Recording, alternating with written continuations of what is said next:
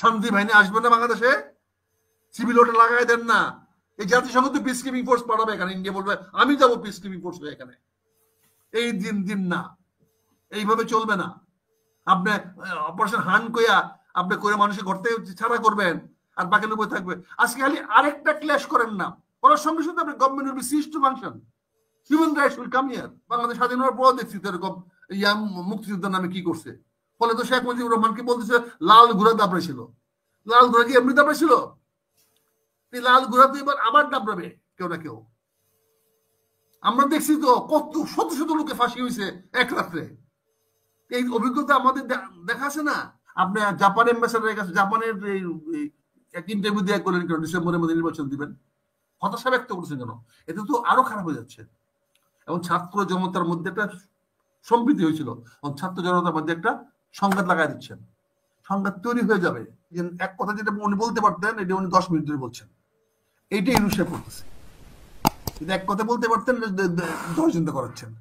Simple একটা order লাগবে যে উনি একটা গ্যাজেট করে দিবে, আজ থেকে সকল মামলা এই মুক্ত পর্যন্ত মামলা এগুলো সব খারিজ, সব জেল থেকে মুক্ত। উনি সেটা না করে কি করলেন? কোর্ট থেকে একটা একটা করে কেস নিয়ে আসতেছেন। কারণ কোর্টগুলো উকিলদের রোজগার একটা পথ হয়ে গেছে। আপনি যে বলেন স্কুল কলেজের নামটা, উনি 24 ঘন্টার মধ্যে নাম নিয়ে আসতে পারে। সারা বাংলাদেশে কত নাম আছে, আইসা বলতে পারে এই নামগুলো বাতিল আজ থেকে, হেন্সফোর্ড বাতিল, না হলে তোমার এমপিও বাতিল হয়ে যাবে। একটা চিঠি, আমরা বলি পাতলা কাগজে একটা চিঠি, দুটো নাম।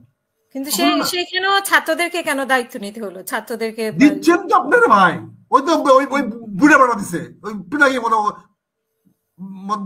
ভাষা বলতে হয়, তখন পিনাকি হইতে আমাদেরকে বাংলা কথা বোঝেন না। ওই পিনাকি তো বলছে বুড়া আলা, বুড়া আলাকে আমি বলছি, ওই পিনাকি তো কয়, তখন তো পিনাকি ভালো। ওই বেটার ইউনিভার্সিটিতে আজকে অবস্থা হচ্ছে।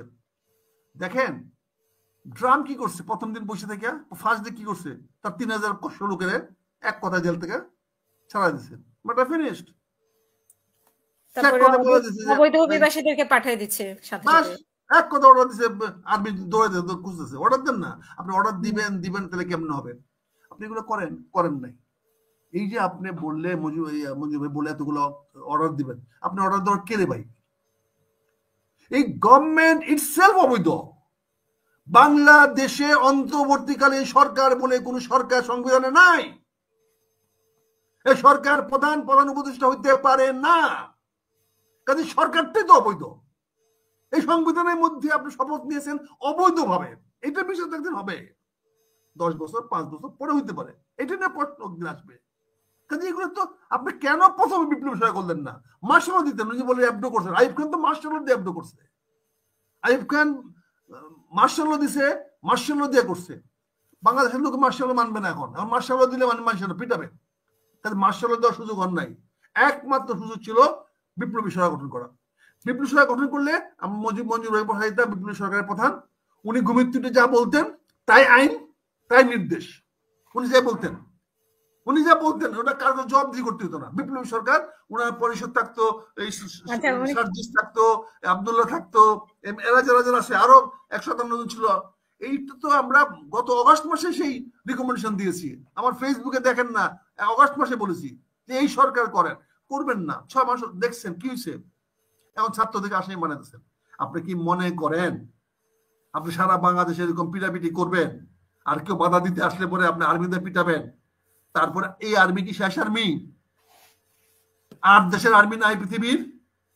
শান্তি বাহিনী আসবে না বাংলাদেশে? সিভিল ওটা লাগাই দেন না। এই জাতিসংঘ তো পিস কিপিং ফোর্স পাঠাবে এখানে, ইন্ডিয়া বলবে আমি যাবো পিস কিপিং ফোর্স হয়ে এখানে। এই দিন না, এইভাবে চলবে না।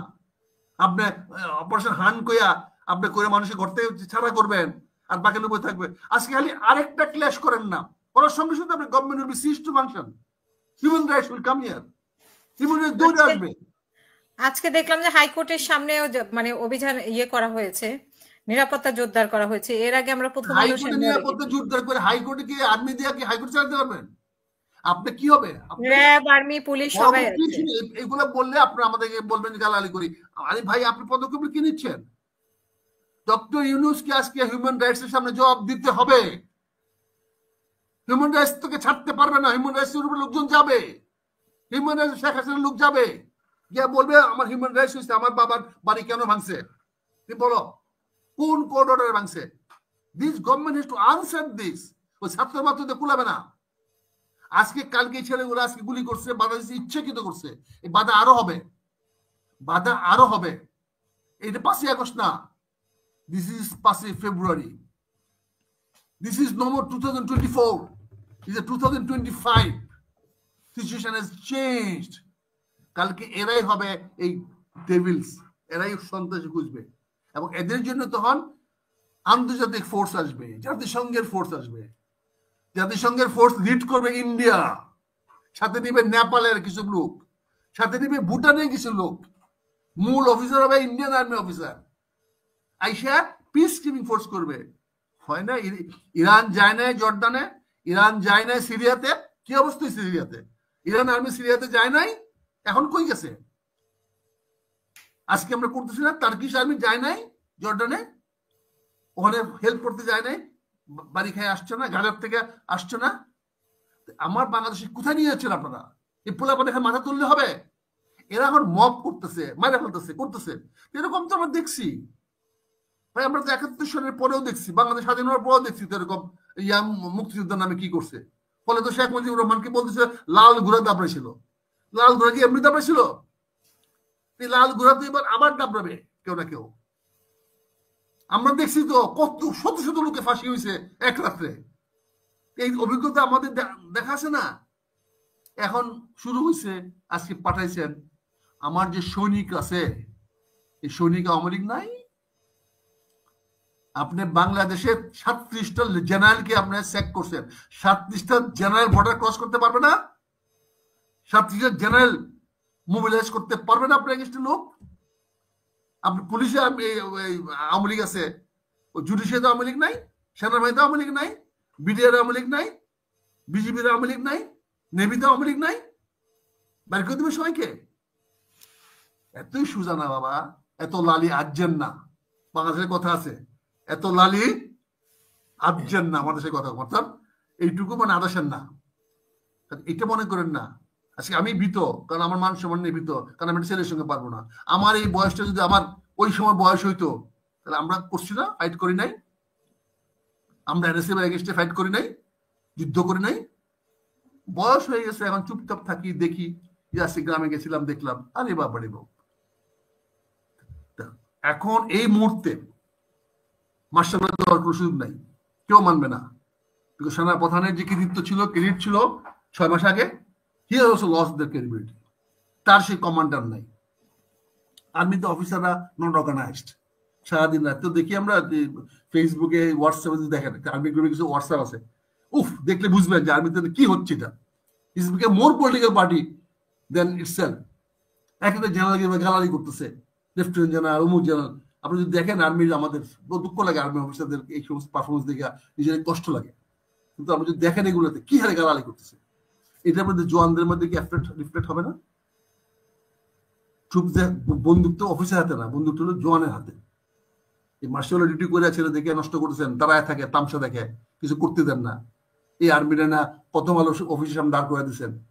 এই আর্মি অফেন্ডেড ফিল করছে না? এই আর্মির আত্মশ্লাঘা লাগছে না যে তাকে আপনি প্রথম আলোকে প্রটেকশন দেওয়ার জন্য আর্মি পাঠাইছেন? তো general has already lost his credibility.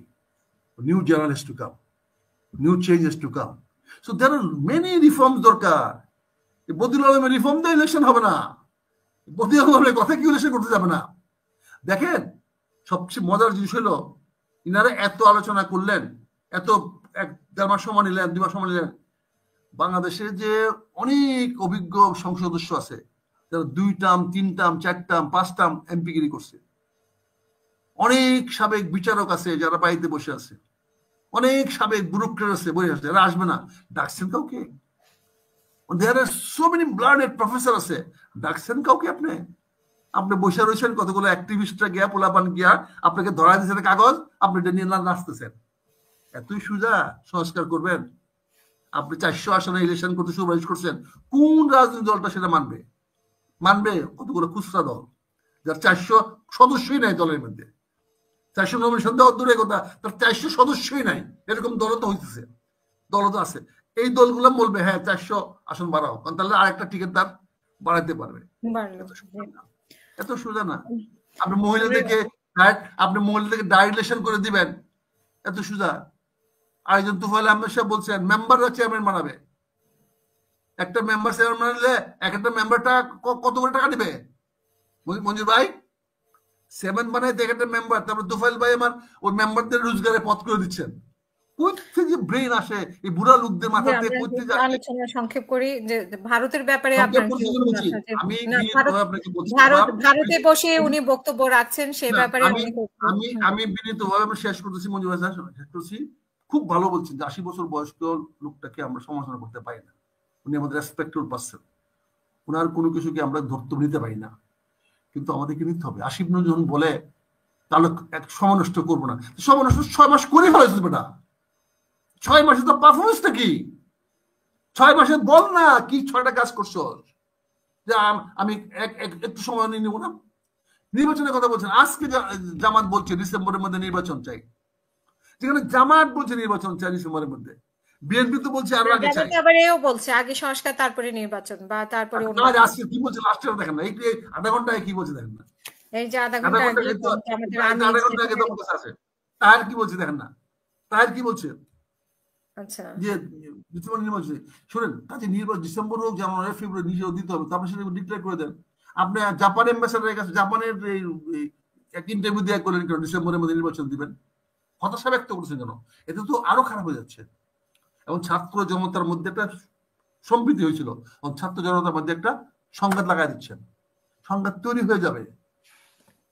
কারণ একটা মনে রাখেন, আওয়ামী লীগ তো একদম মানে আত্মীয় স্বজন শূন্য না, আওয়ামী লীগ বাই ইটসেলফ না। আওয়ামী লীগের লোক তো আত্মীয় স্বজন বন্ধু বান্ধব আপন জীব বেঁধেছে মেয়ে বেঁধেছে এই আছে, তাদের ছাত্ররা তো বিএনপির মধ্যে আছে। হ্যাঁ, তাদের ছেলেরা তো মাদ্রাসায় পড়ে, তারাও তো মাদ্রাসা পড়াইছে, তাদের নামও তো মাদ্রাসা আছে, তাদের তো হাজার ছেলেরা মাদ্রাসা পড়ে। এই যে আপনার কিনা মন্ত্রী কিনা এই মন্ত্রী বললেন যে মন্ত্রী ছিল মোজাম্মেল হক, গাজীপুরের মন্ত্রী, হ্যাঁ মুজাম্মেল কয়টা মাদ্রাসা পড়াইছে দেখেন না?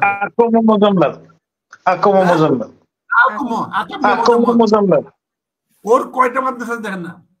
গাজীপুরে দেখেন কয়টা মাদ্রাসা আছে? সে আমার এলাকাতে একটা মাদ্রাসা চালায়, এই মাদ্রাসা ছেলেগুলো কোথায় যাবে? এখন সবাই মজা পাইতেছে দিতেছে, কিন্তু আমার কথা রয়েছে আপনি দেশটাকে সংগতি নিয়ে যান, আপনি নির্বাচন দেন, আইনের শাসন দেন, বিচারে যান। মঞ্জুর ভাই যেটা বলছে একটা অর্ডারে সব সারা